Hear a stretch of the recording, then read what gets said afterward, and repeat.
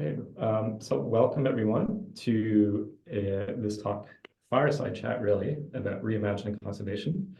Before we start, I'd like to acknowledge country and like to acknowledge the Gadigal people of the Eora Nation, upon whose essential ancestral lands UTS campus is based, upon which Rosalie and I are currently based, and of course the lands upon which you are all located. Pay my respects to elders past and present, and recognize that these lands, this country, is unceded. Right. The other introduction I'd like to give before I get into the introduction of speakers is to give a brief overview of Nitro Oceania. Nitro Oceania is rolled off the tongue nicely, but it is the network for inter and transdisciplinary research for all of Oceania. That is a bit of a mouthful. Try saying that 6 times quickly. And we are aiming for a lot of the, I guess, university leadership members to be members of Nitro Oceania to really change the conversation at the leadership level on how to support inter and transdisciplinary research. So we've led a few responses to things like the Universities Accord and the ARC review, and would like more to I guess find more ways to institutionalize and support amazing research like this here. So without further ado, we'll pass over to Rosalie Chapple, who had an amazing webinar yesterday with 150 people in the room, and our honored guest, Chels Marshall, who, as you mentioned earlier, should have been part of that panel yesterday. So it's a great opportunity to really take a deep dive into the report, the process, the insights, and what we can do with them. Thanks, Martin. Hi, everyone. So on the screen is a bit of an overview of how we thought we'd structure this meeting. So after I do a bit of a wrap of the webinar yesterday and the report, then I will hand to Chels, who's actively engaged in the First Nations science space, which is just a perfect nub for interdisciplinary and transdisciplinary research. And then we'd love to have a conversation with everybody online to hear from you and the work that you're doing, and to just have a general discussion. So for those of you who were not in the webinar yesterday and also haven't had a chance to look at the report, this is really a quick overview of the aims of this forum, which we called Reimagining Conservation, Working Together for Healthy Countries. So it was run at the end of November 2022, but we've only recently released the report from that conference. So that's why we ran the webinar yesterday. And the forum was initiated, I guess I was the key initiator of it as a conservation scientist, and I guess feeling a sense of frustration and concern about where conservation is going in Australia, and concern that the Indigenous voices are not being heard sufficiently in this space. And so we ran this forum to bring together equal numbers of Indigenous and non-Indigenous Australians, and we actually had 56 of each. It was extraordinary how the numbers evened out. And we really foregrounded Indigenous voices in it was a 3-day forum. The first day was only for First Nations people, for them to find, to share, I guess to build a safe place for them to have conversations together and to agree how to go forward into the next 2 days with a much bigger audience. And to really have honest conversations about what's working and what's not working in terms of looking after country in Australia and those partnerships between Indigenous and non-Indigenous people. This slide, these are the notes that I spoke to yesterday, which really talked more from my own personal perspective of why a forum like this was needed, the need for change, and that bringing together a conversation like this invites non-Indigenous people to really open to a different worldview in terms of how we look after country in Australia and how we practice science in the context of conservation, and how these very different worldviews between Western science and Indigenous ways of being, doing and knowing, how we bring those together. And this is a field that is why we've got Chels as part of this meeting today, because she's really been focusing a lot of her energy on how the different knowledge systems can most appropriately come together. And for us as scientists, there is often an unconscious bias in sort of the positivistic training that we have in the field of science, and how we genuinely open to fundamentally different ways of knowing, which are less quantitative, evidence-based ways of knowing. So it fundamentally challenges many norms in conservation. It challenges us as non-Indigenous people to develop the cultural competence to work appropriately with Indigenous people. And part of the conversation that we might come to a bit later is how we navigate between cultural knowledge, Western science knowledge, and conservation practices. So to jump right into the outcomes that came out of that forum, and these are excerpts taken from the report, which you received a link for in the invitation email. We summarized what we heard at the forum into 6 key themes, and I'm just going to run quickly over a few of these and then hand to Chels.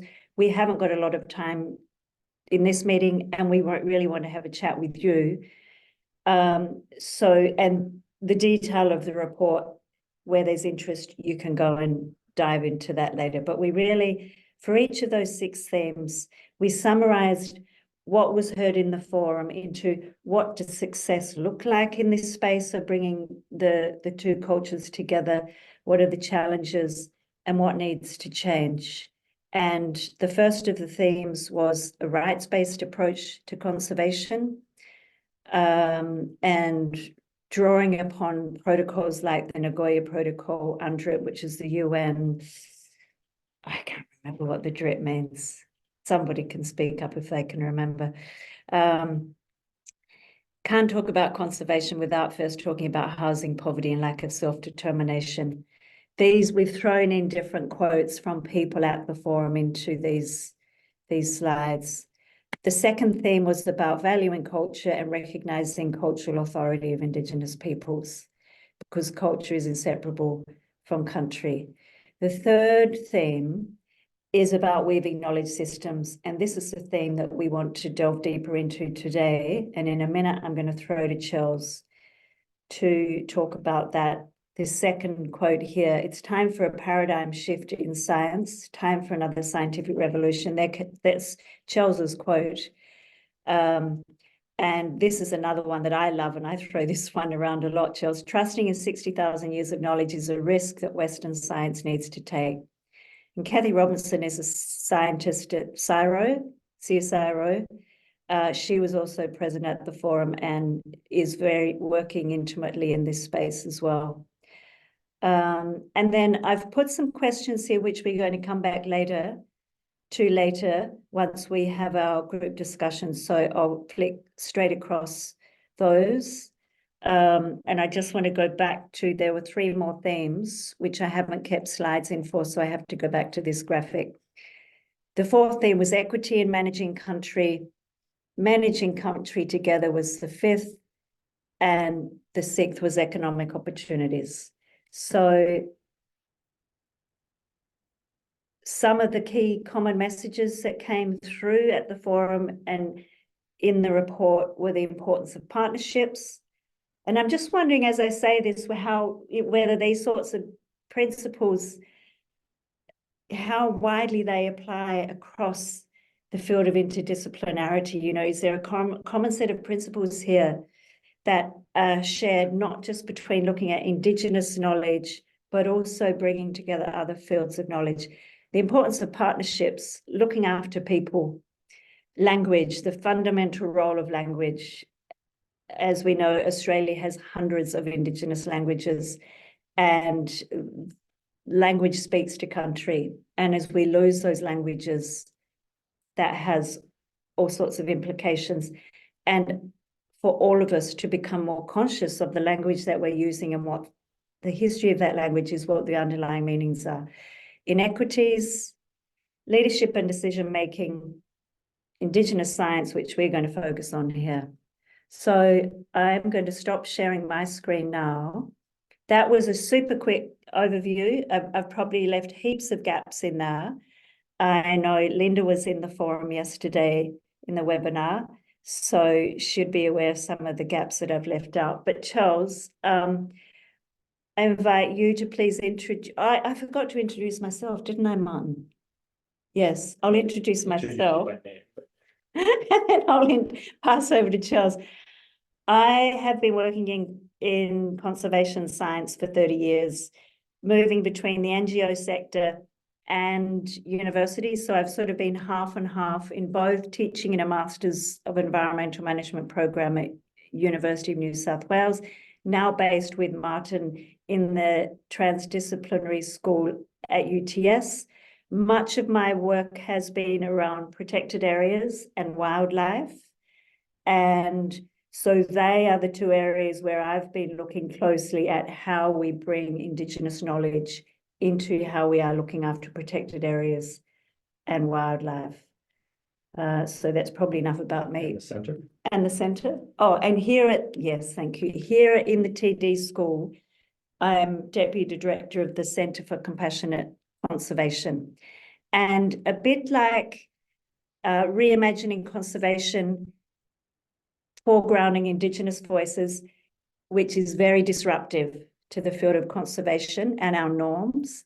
The Centre for Compassionate Conservation also explicitly is trying to be disruptive about the practices that we do without really thinking about some of the impacts that we're having. Thanks, everyone. Over to you, Chels. Thank you. So just unmute myself. Thanks, Rosalie. And look, and I'll take this opportunity to thank you even further on, I suppose, facilitating these discussions and previous discussions. So we've had these discussions in a number of forums over the past 2 years, I'd say. And it's basically, just explaining and putting it out there. As we all know, I come from the two walks of life. So I was lucky enough to grow up on country. I grew up with my aunts and my uncles and my mum and my dad. And my mum and dad kept us out of school a lot, but had us on country a lot. So I got to learn and understand the whole sort of realm about Gundungurra knowledge and science from being immersed in it. And even though, my mum and dad inserted me into country a lot, I still came out the other end of the sausage, the education sausage, with 2 degrees, a master's in marine science and a PhD.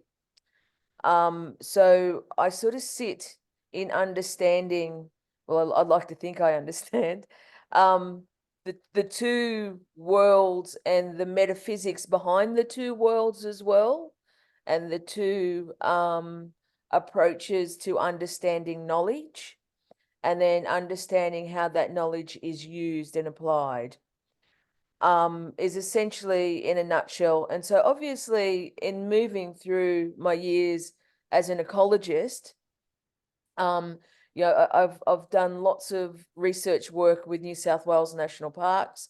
I now work in private land conservation with Biodiversity Conservation Trust. I've been working in the space of, elevating the use of traditional calendars in fire management, in species biodiversity management, the application of Indigenous knowledge around sea country management, but then also, doing the other side of, management and science application as well. So, um, it is dabbling in the intangible and the tangible. So, and I was just telling Rosalie, we're just about to, myself and my colleague, Dr. Jodie Edwards, are about to, go off and look at the, relational contexts between cetaceans and other species within songlines and storylines, which will be an interesting body of work. But, we know that, our modern science has been around for, about 500 years.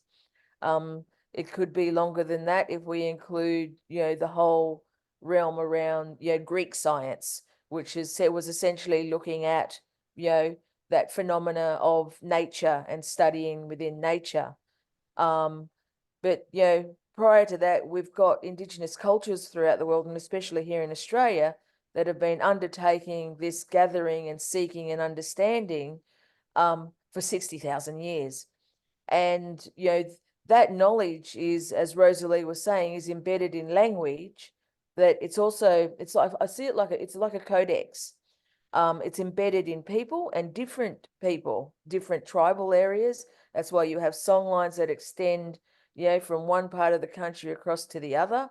It's then embedded in species. So, species as totemic species that migrate and travel. And then it's also embedded in landscape. So as we continue to lose all these things, we lose this knowledge base of 60,000 plus years. And, I promised my family and I promised my peers, we shouldn't let this happen on our watch, especially as scientists and especially as ecologists, as marine ecologists of whatever species or science we choose to work in. We shouldn't let it happen on our watch is my main message. But and we all know that given the dire consequences we're in at the moment, obviously with climate change and an increase in world population, an increase in resource consumption, it's now more than ever that we need to be looking at alternates or associate compartments to strengthening our science and our knowledge base around this sort of stuff. So, I don't think it needs heavy justification, but, when we look at it, the application of First Nation science, I feel sits quite well adjacent to modern science in current day context. And my first, presentations to all these different science faculties was that, we need another scientific revolution. It's been quite a long time since the last one, and science is not supposed to be stagnant. It's supposed to be evolving and it's supposed to be moving. That's the intent of it. So if this means another, revolution of using the old and bringing it forward into modern day context, we as scientists and we as people that know, how ecosystems and how natural phenomena and systems work, we should be doing this.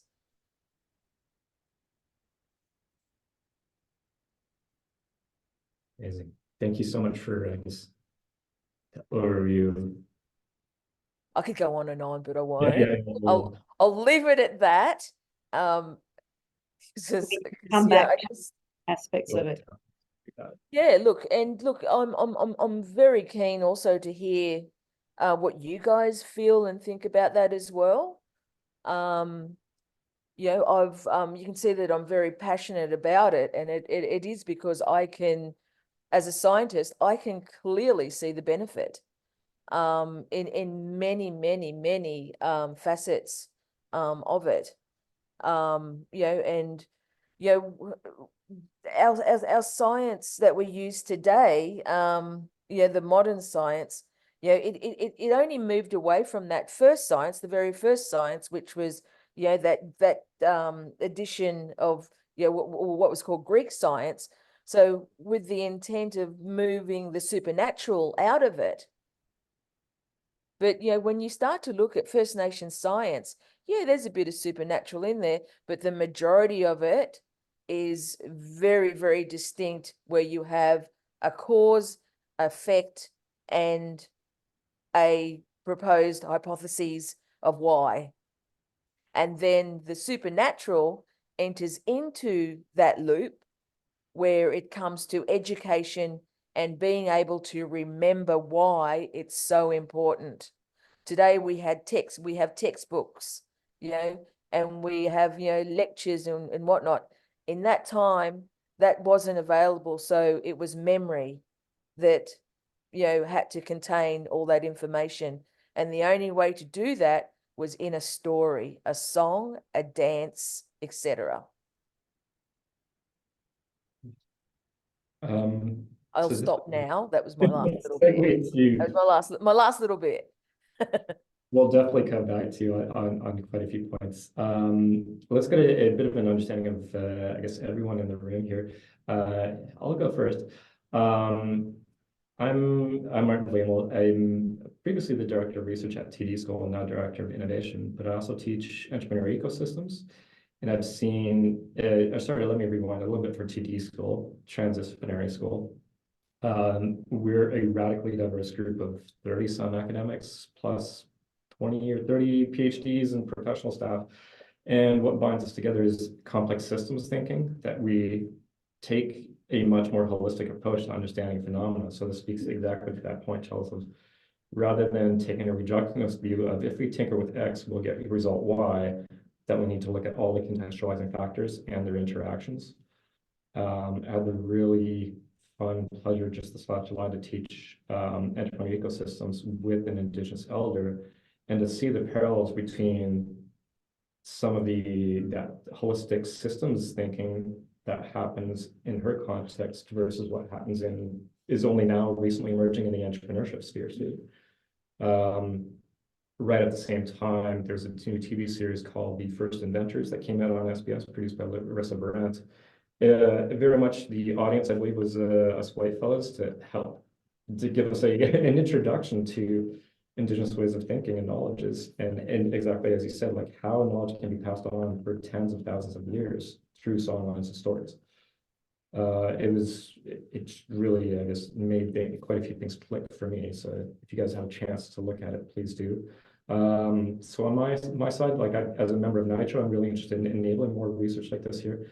And then as an individual researcher on ecosystems, my particular interest is in like how do you govern a complex group of individuals around such a, I guess, multifaceted phenomenon, or I don't want to say problem, but yeah, situation. In this case, the conservation. All right, we'll go around the screen, come in clockwise way. We've heard from Rosalie, Chels, Linda. You're next. I'll throw it to you, and then you get to decide who to throw to. Okay. Hi everyone. Linda Wilson, coming to you from Perth, or Wajak Noongar country over in Western Australia. Yeah. So I'm currently a PhD student, just finishing the thesis. And whilst my work is not to do with Indigenous cultural knowledge, it is something that the work I'm doing is to do with beekeepers in Western Australia. And I just see very much parallels between what I'm understanding of their systems of knowledge and what's talked about in the Indigenous. So I'm not going to say I know anything about Indigenous knowledge, but what comes through, even particularly say in the forum and the themes, I can see parallels with a marginalised culture that, when I say marginalised, as in I see the marginalisation of their knowledge base and the fact that it isn't put into academic journals, and it is very place-based, and it's very engaged with the environment, and it's about practice. So I see parallels which inform me, and the way I had to go about the research, I guess I found quite, I see again the parallels with how we are need to reshape science to really engage with Indigenous knowledge systems. So I'm curious as to whether, when I'm able to present, I guess, in a bigger forum, the approach and also the kinds of results that I had, they may help us to think about these things a bit differently, because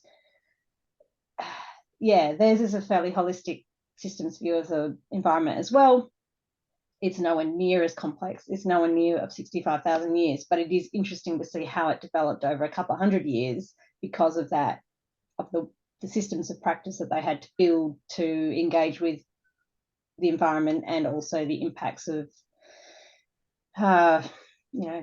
colonization and all the extractive processes that impacted the environment and how that impacted them. So I mean, it's all very complex, of course, but as I've navigated my way through it and come up with how to tell that story and how to engage better with decision makers, land management decision makers, to try and influence policy and actually to demonstrate their knowledge system is actually one that is valuable and should be better engaged with, but that it's not just a case of here's the knowledge, now you know it, go and use it. It's like, well, you have to engage with it on a continuous basis, because it's always not necessarily evolving, but it's a practice-based knowledge system. It's not easy to just write down all the particulars into a document and then say, well, here's the answers that you've been looking for, you just didn't realize it. It's like, well, no, you actually have to engage on a continuous basis. So all the themes that came through,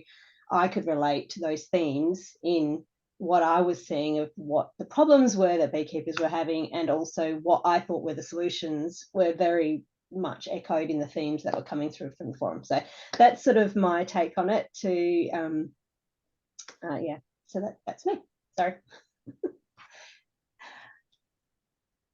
Great. And who are you throwing to next? I don't know, Naomi, if you'd like to go next. Yeah, sure.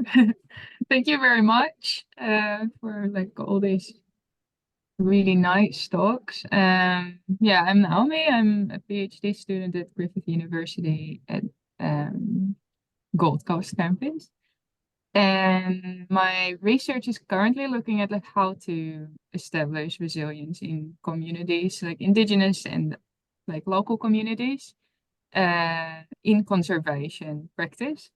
Because I come from a cultural anthropology background, but also a nature conservation master. So yeah, I've made it kind of my life's mission to find a way to make all the different groups within conservation speak with each other, understand each other. And I was actually really excited to see this report, to actually say almost everything that I've been thinking about, and that that I see that many people in conservation actually don't think about too much. Because in my studies, I noticed lots of ecologists that are humans, not so interesting.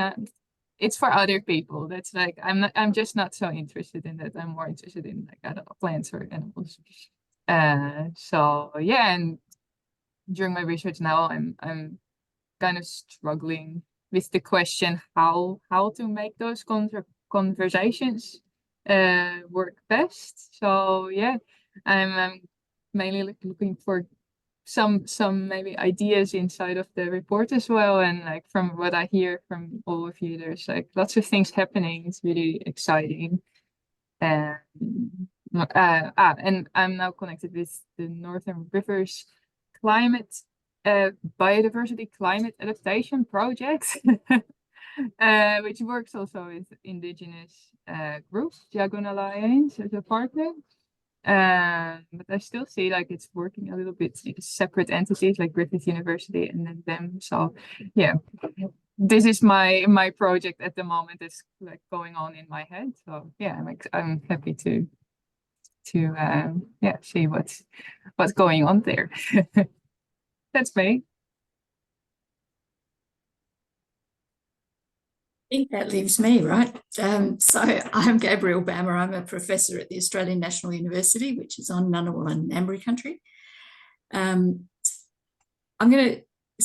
old enough to have seen a transition of engagement with Indigenous people and knowledge. So starting with none. And then in the so I don't work in conservation, I guess is also one of the things I need to say.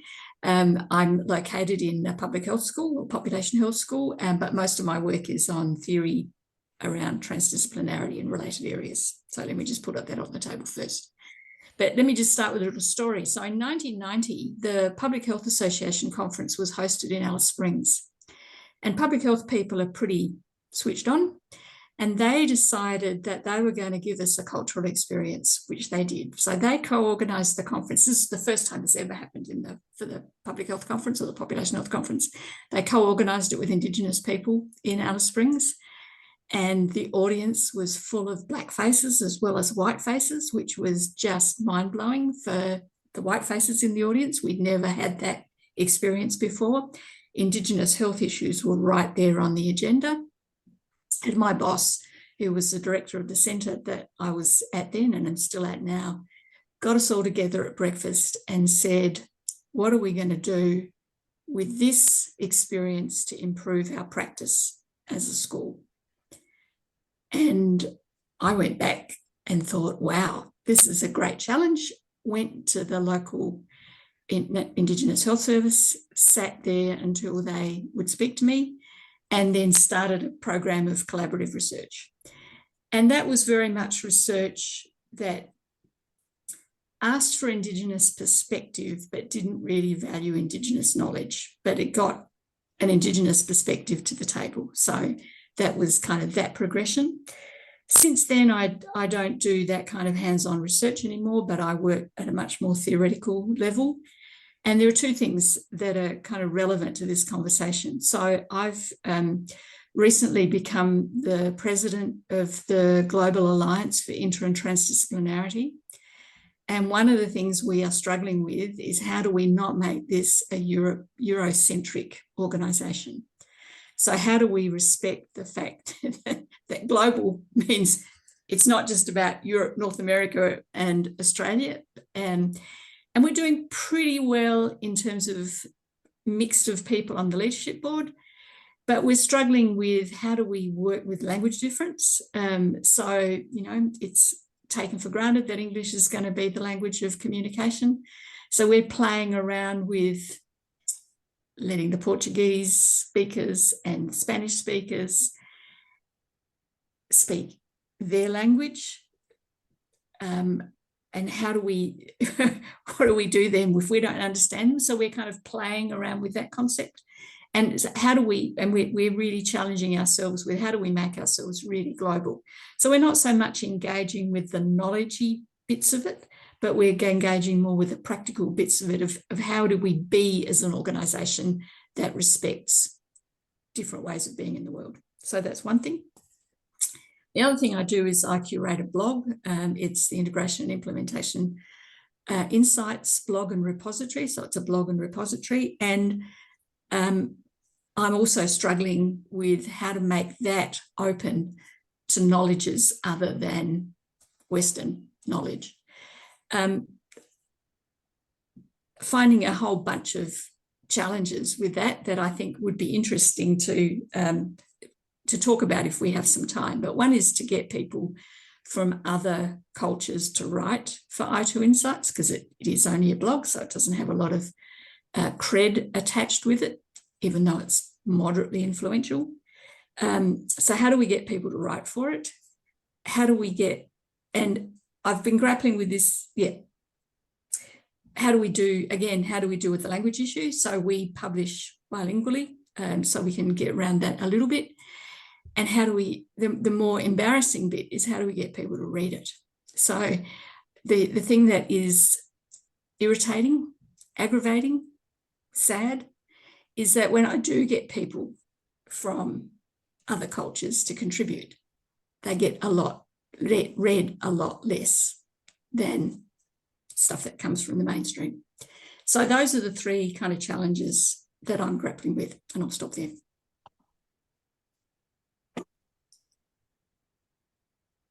what was the first challenge, Gabrielle? Because I'm just making some notes on a slide here from what you've all been saying. Sure. So getting people to write for it. And I guess one of the bit that I didn't say, because I couldn't find the words at the time, was that working with people in Africa, for example, they're so indoctrinated into Western ways of thinking that they're too embarrassed to write about their own experiences being valuable. So I'm not even asking them to talk about Indigenous knowledge. I'm just asking them to value their own context and experience. And they don't think that's worth doing, right? Because they've been so indoctrinated into what we do is inferior to what, the Western folks come, build capacity for us. We're not as good as them, blah, blah, blah. I don't need to continue on. I think you get what I'm saying. So I'm how do I help them gain confidence in their own voice and their own experience, and to say, yes, this is actually really something that's worth writing about and something that everybody needs to read, but then also knowing that the white fellas aren't going to read it, right? Yeah, that's really interesting what you say about Africans, because I'm finding the same thing in India. My research at the moment is on Indian street dogs, and they have been so indoctrinated with British culture, and there's a reverence for it. And we're coming in and saying, oh my God, your culture is so rich. And, and you're lucky enough to have free roaming dogs on the streets. We've exterminated all of ours, and we're trying to sort of turn that upside down. But it's that same thing. If they undervalue their own culture, they undervalue their own language, those beautiful words that they had in their language of Urdu and Sanskrit, they're not using them anymore to say thank you. It is the Western way of doing it, and much more appealing. So it's just another example. But I have made some notes on some slides here we can throw to. But first of all, I'd love to get Chels' thoughts in relation to what you've all said. Thank you very much. That was all really, really interesting to hear each of you. Chels, did you want to make some responses?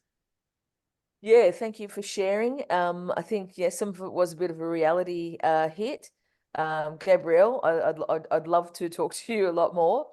And Linda, I think I'm hoping in your PhD, because I have assisted in supervising a few PhD students that were in this space, and I'm hoping that you're one of those gold star students that actually started their PhD around the knowledge of different species of bees, not beginning in 1788 in Australia, but going that way, or it should be that way while I'm on screen, back to Indigenous knowledge around bees, native bees, etc. And I know that's what I've been giving to up and coming students and PhD students, is to firstly start your knowledge base beyond 1788, because that's where the knowledge first existed in Australia. You're nodding your head, so I know that you look like you're someone that actually did that and is practicing, and also giving that advice to other PhD students in the space. Can I respond to that, because I really would appreciate your feedback on this. So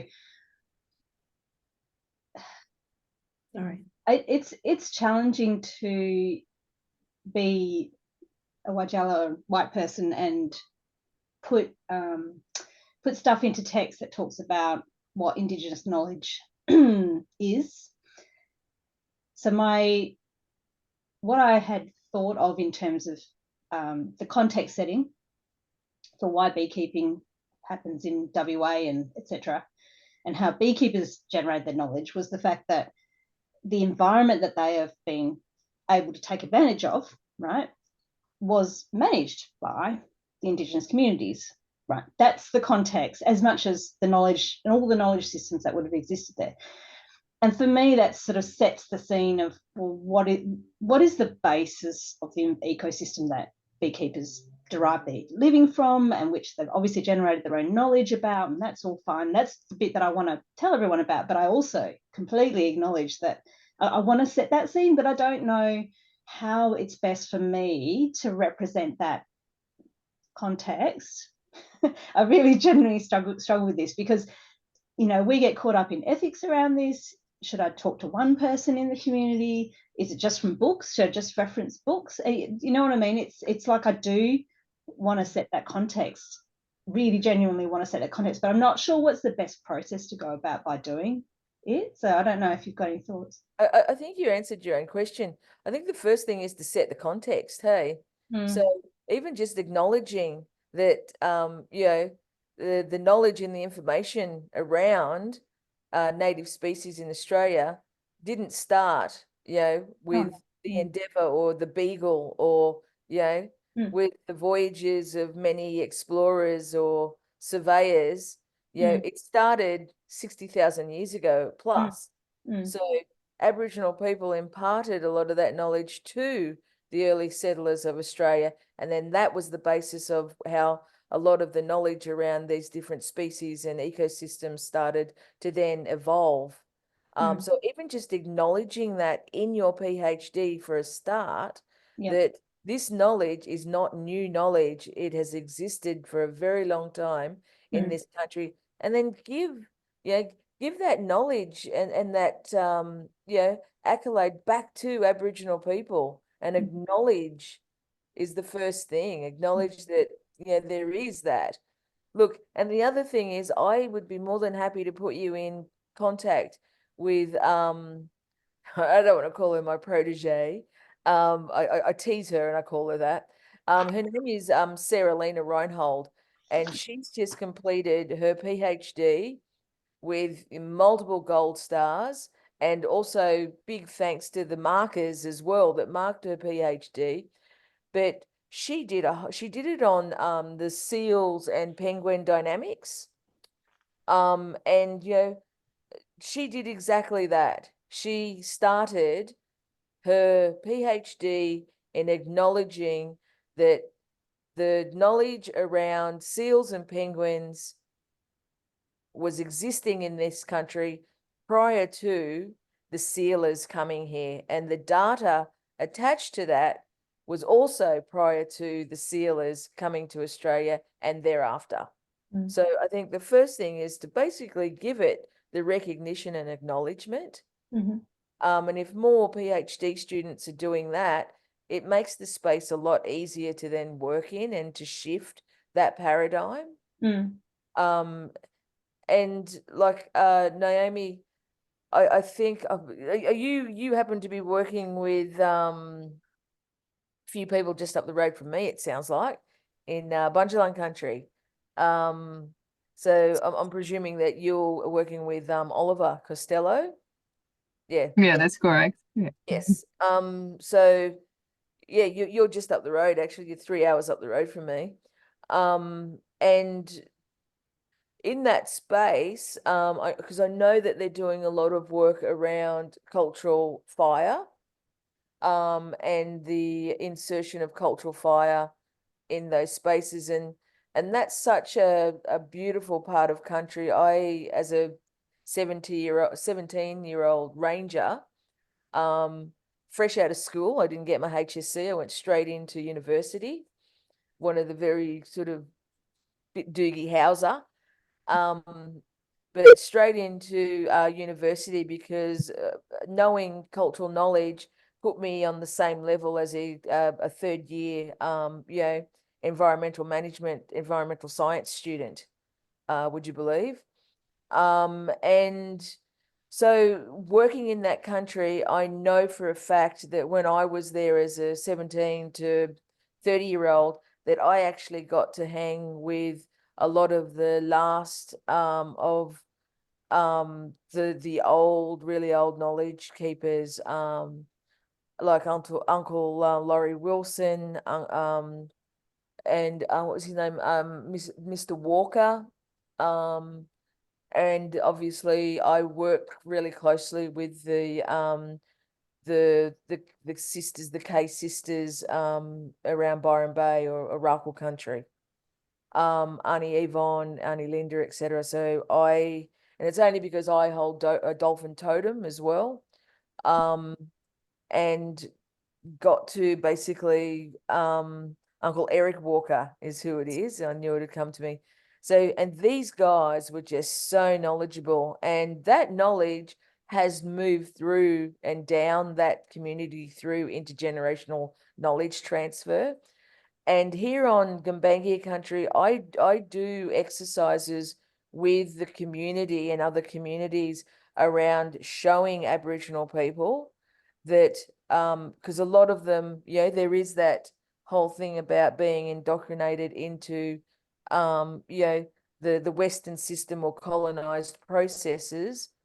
But once you show people that they do hold knowledge, and I do an exercise with them where I have the over, you know, the over 60s hang together, and I'll throw in the under 18s, and then I have the mid group, and I separate then out into male female, and have the mid group in the middle, and then I basically get them to tell me about Gumbaynggirr, you know, country, and I then get them to tell me about how they feel, you know, in different seasons.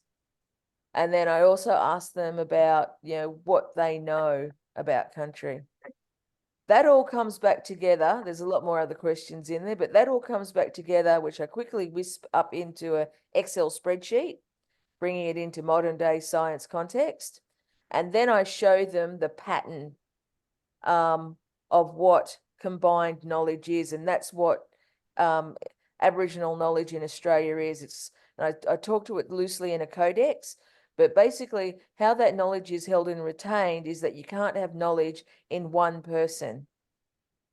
And Aboriginal people worked that out a long time ago. So knowledge is shared. So knowledge exists among different people, different tribal areas, and then also amongst different generations. Because for instance, if I held all the knowledge about, you know, the dolphins, and something happened to me, and all that knowledge is lost. So if you, and the way that our system and our kinship and marital systems work, they're highly complex, but it allows that knowledge to be spaced and shared over multiple people and multiple landscapes or ecosystems. And that was the key for it to be able to be retained for so long and through so many generations. It's like a codex. And when you get these people together in the one room and they start expressing that, you know, the pattern on the wall basically showed that every single person in that room held exactly the same knowledge system. They knew exactly the same things as the next person, and the younger person and the older person. And you know, it blew them away, but they were like, oh wow, I didn't think I knew all this. Yeah, and it's like, okay, so that knowledge now, how it's applied is that, yeah, we'll start putting it into the schools so the young kids can learn about country. The rangers can start using it to program their works and what they're doing on country. You know, elder people can use it in health, so they can start to then, you know, work with their health plans around what they're doing and what happens in the different seasons and how their body reacts to those different seasons. So it's moving these complex knowledges into a modern day arena. And I think, Gabrielle, touching on what you were saying, is that, you know, unless people are shown that there's value and worth and how it actually relates back to them as a person in their environment and their situation, it will always remain worthless because no one's putting a value on it or significance of it. And I think that's the problem, is that, you know, where you've got these heavy influences of, you know, colonization, and there's so much pressure on Indigenous people to conform to, you know, it's that conformity and to move quickly with the times, you know. So today is all about, you know, economics, capitalism, how to get rich, to move ahead, you know. Sounds like a Devo song, but you know, it's all these systems, and our cultures, you know, we're not supposed to move that quickly, you know. A lot of our cultural processes is about processing, so having time. And yeah, we always joke about having muddy time or curry time, you know, and it's that space and time. And I always put things into space time, is that, you know, allowing people to draw on past time and experiences into modern space and time. And that continuum has never been broken, and it's still there. The only thing is the heavy blanket of expectation from global systems, from pressures. Yeah, Indigenous people's culture and our knowledge is surely becoming a commodity. People make money off it. And this was said yesterday, you know, and it's the same as in India, I'm afraid. You know, the amount of people that are, you know, non-Indigenous that go around making shitloads of money off practicing yoga and having yoga classes and not giving anything back to the poor kids back in India that have to burn fucking plastic to get copper out is pathetic. You know, and it's that sort of stuff that needs to change. Yeah, and it makes me sick, and it makes me sick even having to talk about it and to express it in that way, is that, you know, people should know, you take a bit of someone's culture and you use it to benefit for economic gain and benefit for your gain, you need to be giving something back. Yeah. And I don't think, you know, I don't think the people understand how valuable, especially in this current context, that being different from Western ideology is, because it's Western ideology that are putting us all up shit creek. And we can't continue on that, you know, on that trajectory. We just can't do it. It has to change. And it changes by empowering Indigenous people. And how do we do that? You know? Sorry, I went on a rant. Thanks, Chels. It was amazing. I would be very interested in like how you exactly approach the meetings that you said that you organize, and like to get the knowledge and like create it into like the more like scientific, like to make the connection between scientific knowledge and Indigenous knowledge. Like if you look, yeah. It's been a space that I've worked in for, you know, moving on 30 years now. And, you know, I came through the time where, you know, we were drawing circles of, you know, science, Western science, modern science, current science, and traditional knowledge, Indigenous knowledge systems, you know, ecological knowledge, traditional ecological knowledge, and then joining those two circles together. And then people talking about, okay, well, there's the overlap in the space. How do we work in this space? And you know, back in the early 1990s, yeah, that was what happened at the time, was, okay, how do we share, or how do we, you know, do things in that space? And a lot of it was around, you know, co-design of things, or, you know, using a bit of Indigenous knowledge and understanding where, you know, the Potteroos lived, you know, or inserting in an Aboriginal story about, you know, what the little critter did. And then it moved into seasonal calendars. Now what I'm saying is that we have proven that it has validity. So we need to move it into its own space and its own entity, and give it, you know, that position that it needs and the elevation that it needs. It needs its own stature of being a science. And that, I feel, will then make it a lot easier for people like yourself, Linda, and you, Naomi, to be able to then to operate in that space, because the conditions around, you know, how it's used, when it's used, and why it's used, you know, will come from Aboriginal people. And, you know, then that whole component around intellectual property will also be sorted, because it will come back to Aboriginal people. Because at the moment, you know, we see it everywhere, and the bush food industry is a perfect example of where, you know, Aboriginal people's knowledge, you know, is just not reciprocated back into community or anywhere. So, you know, one of those things also that's attached to it is basically how Aboriginal culture works. So how do we as researchers or as scientists help facilitate that knowledge back into the cultural space? So rather than sitting in a book or a report or in your PhD or whatnot, you know, how does it come back to sit in the landscape or sit back in with the people and the culture attached to it? So, you know, one of the explorations was around, you know, this concept of, you know, understanding how that works and how to embed knowledge back into country. You know, and what does that look like and what does it consist of? But then also, you know, this notion of, you know, cultural, I suppose you'd call it like cultural creativity, that is part of cultural knowledge and cultural retainment.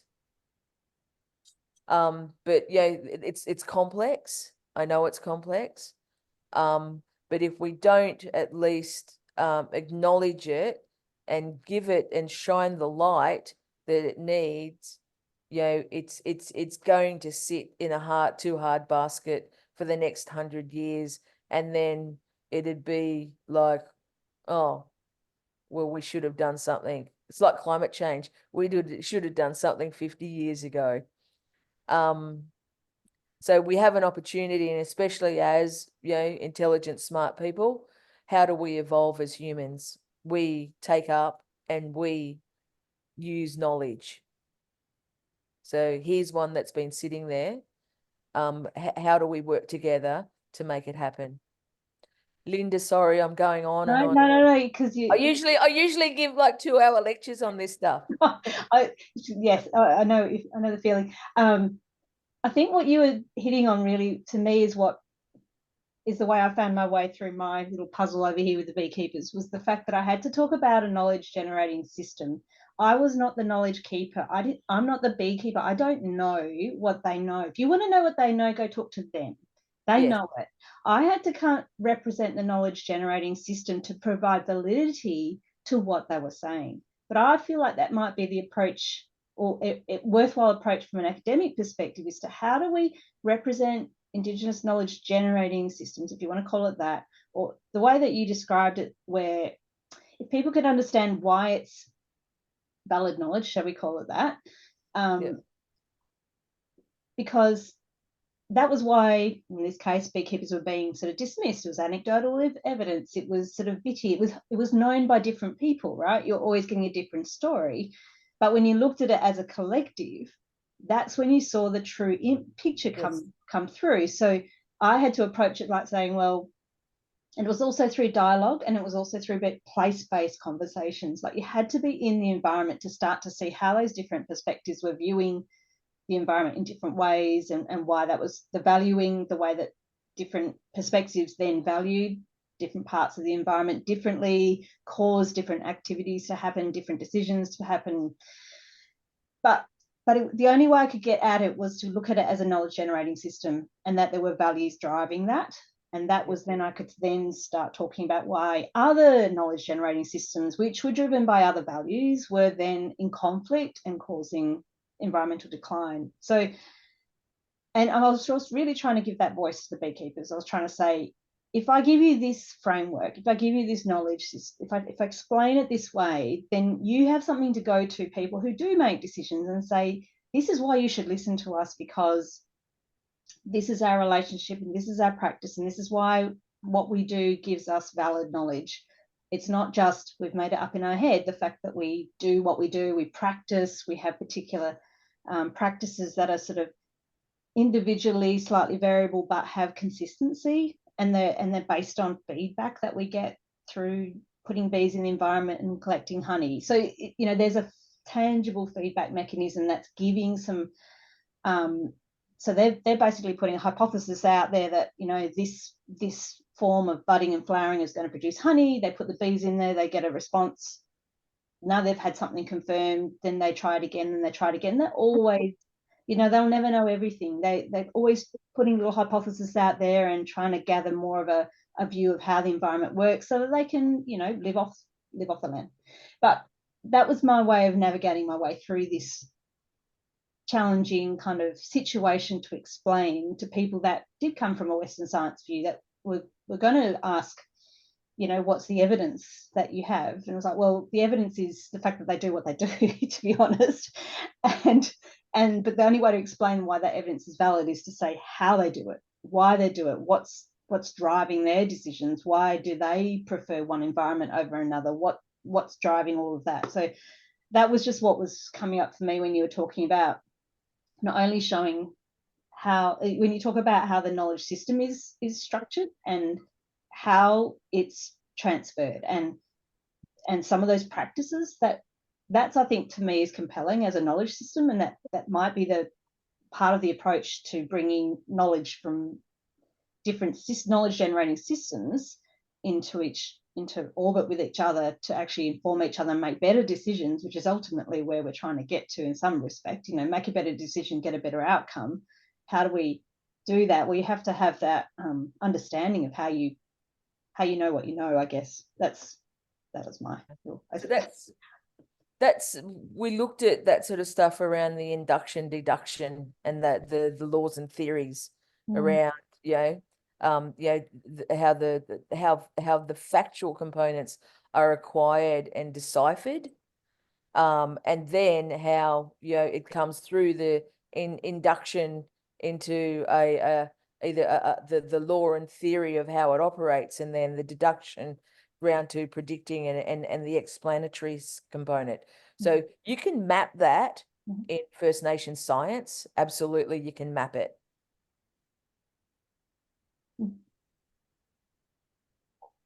I think it's just after 1 o'clock. I know Chels also has an appointment coming up after this here too. Welcome, Rashmi.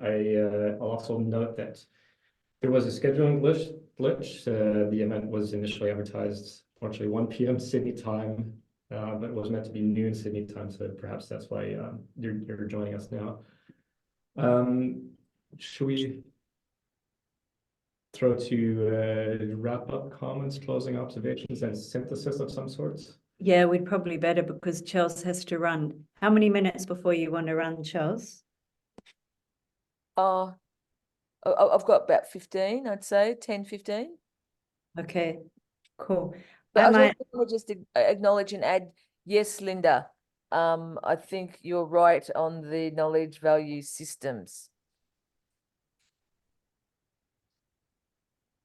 We just invite Rashmi to introduce themselves, if it's not a pain to do that. I notice you haven't got your camera turned on, but if you'd like to say hello, we'd love to see you. And if you don't, that's fine. Hello, hi, can you hear me? Yeah. Yeah, I'll just, hi, sorry. I didn't get, I mean, the meeting just started, right? It started at a while ago. Oh, yeah, I think there was confusion with the meeting time, Rashmi, and it started over an hour ago. So we're just wrapping up, but you're here for the wrap up. And oh, no. yeah, and I'm delighted to have Rashmi join us. She's one of our PhD students on the Indian Street Dog Project. Okay, great. And I mentioned this project briefly before, Rashmi, in response to Gabrielle saying how some cultures undervalue their own knowledge. and that I think that's a bit of an underlying factor with the Indian street dog project. So and Rashmi's based in Delhi, but her research is up in the Trans-Himalayan region, looking at the interactions between free roaming dogs and wildlife. So shall I go into the wrap up? Could do. Unless anybody else would like to throw in some closing comments or provocations. I mean, I've got one lingering nagging question for me. I'm coming at this from an entrepreneurial ecosystem side. Like, I've learned all the capitalist stuff. In this last year, we really tried to address, like, what does on country mean in an urban context in the startup scene? Like, how do we make this economic development agenda from the Western side more inclusive and actually appreciate it's occurring on and in a culture, community, and space that's existed long before we have. I also just wanted to add that, Rashmi, you probably came in at the great time. My favorite time of coming into meetings is the wrap up. So you timed that well, I think. Yeah. Want to go? Now, you just gave a provocation. Is there any response to your provocation? I might just share my screen because I did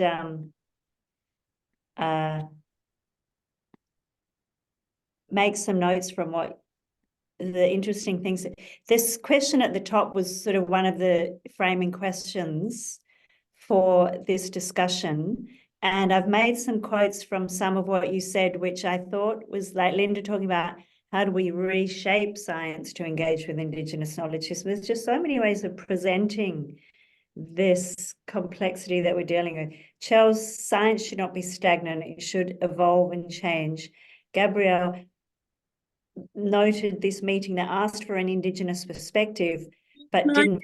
Can I qualify that? That's not what I intended to say. So what I was trying to do is to give a bit of a historical perspective of how we've moved from not taking Indigenous views into account at all to valuing an Indigenous perspective to now actually recognising and valuing Indigenous knowledge. And I don't think there wasn't kind of, that kind of sounds a bit malicious that we didn't value Indigenous knowledge. It's not. We didn't even know to consider it. But so, I guess I heard it in the context of we all witness that repeatedly. Is that we need to include this perspective, but then we're not actually genuinely valuing it. Yeah, but I certainly understand that. Thanks, Gabrielle. And then Chels talking about, so two of you were talking about the importance that knowledge is shared. It's not in one person, the pattern of combined knowledge and how we move those complex knowledges into a modern day arena, and this commodification as a fundamental challenge. Anything that becomes picked up and becomes popular becomes commodified. From yoga to yoga is a form of Indigenous knowledge, I guess you could say. And these were other questions that we sort of were framing that, and Chels has come up with a proposal for an Indigenous science expert panel, perhaps to really focusing on framing out what Indigenous science is. So that's really a space where Chels is working. And if I may take this is just to flag with you, because I would love to talk to Gabrielle about this project, because it's about decolonial approaches to street dogs and rabies prevention in India. It's a project that speaks again to this topic that we're talking about, but that's another whole lecture. And to flag with you all, the next Reimagining Forum is on in August, and I've put the email there, events@nailsma.org.au, if anybody's interested to get updates on that. So that was they were just sort of some notes that I took from that discussion. Anybody else want to make any closing comments, wrap-ups? I just want to make it really quick. Rosalie, I also want to extend out to the rest of the forum that if we go ahead with putting an expert panel together, that I would encourage any of you guys to put your hand up to sit on or help us out with that whole process. And also, we also need NUGs. We call the NUGs here funding and money to be able to facilitate that as well. Thank you, Chels. And Chels, thank you so much for making the time to come and talk with us. In any time, Rosalie, we're in this together.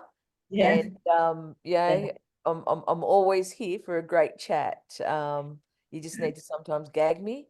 But look, I'm so keen to catch up with all of you guys again at some time, and I'm very interested in the street dog thing as well. We've got dingoes here that people are constantly trying to kill, and they're also one of our great cultural species in Australia. So yeah, it'd be really interesting how you guys would go with that bit of research. Gabrielle, I'm in Canberra at some stage. I'm hoping you're in Canberra because I would love to come and talk to you about a project we're working on as well. And Linda, I'm looking forward to reading your PhD. Martin, I know that I will catch up with you at some stage, which will be great. You'll jump onto this panel, I know. And Naomi, I'll see you up the road at some stage, probably when I'm up visiting the Jugun mob, or Oliver, or the mob over at Minimai at some stage. Yes, please. Jimmy, your timing, mate, you'll go down in my book as having perfect timing. Cool. And I've put Chels's email in the chat. And we can, Martin and I can circulate anybody else's who you want. Thank you so much for participating, joining in and contributing and adding. It's much appreciated. I got to run. Project. Yeah, the Nest project. See you. Yeah. Did anybody else want to say anything? Chels has to run, but if anybody else wanted to have any closing comments. Maybe it was just a reflection on Chels's reflection on mine, that comment, to me, the fundamental driver of these, the value knowledge connection is just that is my PhD. So it will be interesting to see what her reflections are from the way I've structured the results to reflect this really strong connection between how we value the environment and how knowledge is formed and used in making decisions. So it's interesting that she should pick that up and say that's the important point. It's like, yes, well, that is the important point, actually. So, yeah. Chels is still actually listening. She's just got a video of. Anybody else? Gabrielle, Naomi, Rashmi. I just wanted to say thank you. It was like really insightful, and well, I always love to hear some input on the PhD journey of like getting all these knowledges together, and I hope that me thinking a lot. I hope that report is useful. I really want that to be picked up and used. Absolutely. Like again, like I was so excited when I read it.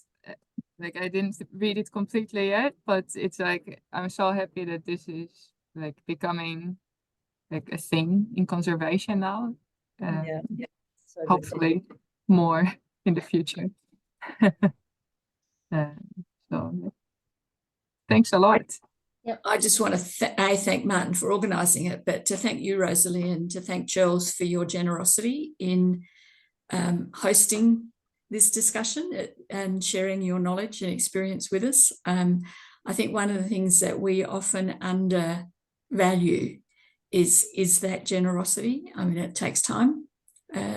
We've all put in time, but you've actually put in more time to think about how you're going to do this and to spend the time with us, and got lots of demands on your time to do this. So both on my own behalf and on behalf of Nitro Oceania, I want to thank you very much for the effort and wisdom that you've shared with us. Thank you.